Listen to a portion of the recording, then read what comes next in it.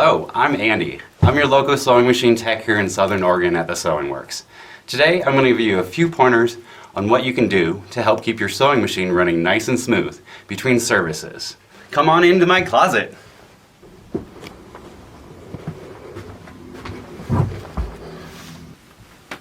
Today's example is going to be on a Bernina 770. So join with me as I show you a few things you can do to keep your sewing machine running nice and smooth.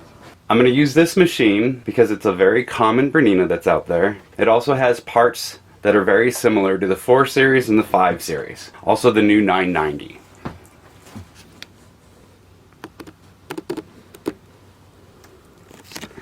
So the first part we're really going to look at is the hook and the stitch plate area. This obviously is where everything happens, so we want to make sure that stays nice and clean. It's always good to switch your needle if you think you're having a little issue. So the first thing is always switch a needle. That's simple. Nothing could be easier. Get rid of that one. We'll put a new one on later. I don't need to show you that. Another thing to do that I often see people don't do is they forget to take off the stitch plate. And look at all the lint that's inside of their machine. You can see there's a little bit of lint that's starting to be collected there. So imagine over time, there's just going to be more and more of it. So the best thing to do is just brush some of that out once in a while. It's also good to brush out once if everything, just take it all apart. Take the hook out. Just get it all at once. Always good to brush and clean. Make sure you don't use something to blow into here, because that'll just blow stuff further into your free arm. I have seen that. I see a lot of stuff get collected back there. It already goes back there on its own. We don't need help getting it back in there. So as you can see in here, I'm going to give it a good wipe around the whole edge that sits on, that the hook spins on. Wipe, just get out whatever you can. Get the stuff out over the stitch plate. As you're doing this, it gets pushed down, it falls down in through here. So that's good while you open it up and just get it all at once. While you're cleaning, make sure you get the dust off of these lenses. These lenses are what helps read how full your bobbin is, or if it's empty.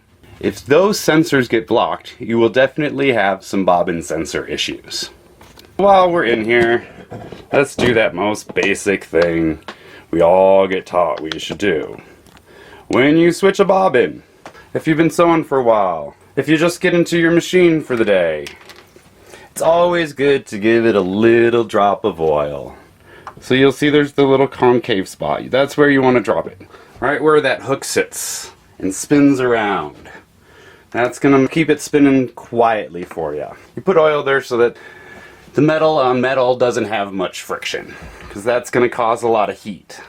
The new models have little dashes in there just to help dissipate the heat even differently. As time has gone on, things get improved. One of those other things that has been improved, some older machines, you'll see that there's a little red dot up here by the blade. Bernina decided that that didn't need to be oiled anymore, so they removed that.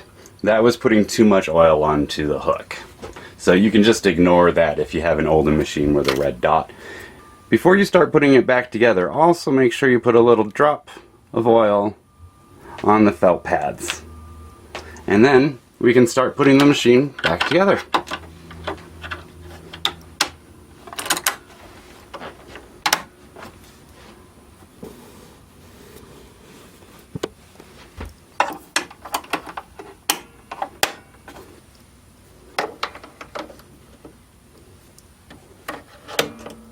And a new needle.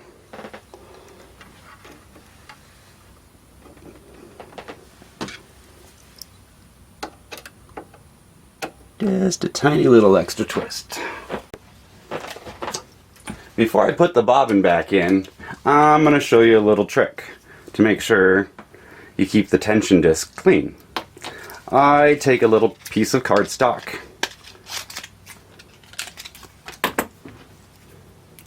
and I slide it right into that little disc. Oh, looks like I got a little bit of lint out of there. Good. That's going to help the tension. Anytime something builds up in here, it's going to give you a different tension. It'll loosen your tension. Maybe make it worse because it'll catch the thread. So, don't forget to do that. Now you should have a much happier sewing machine. Thanks for joining me today. I hope this gives you some good reminders on how you can keep your machine running nice and smooth for you between services.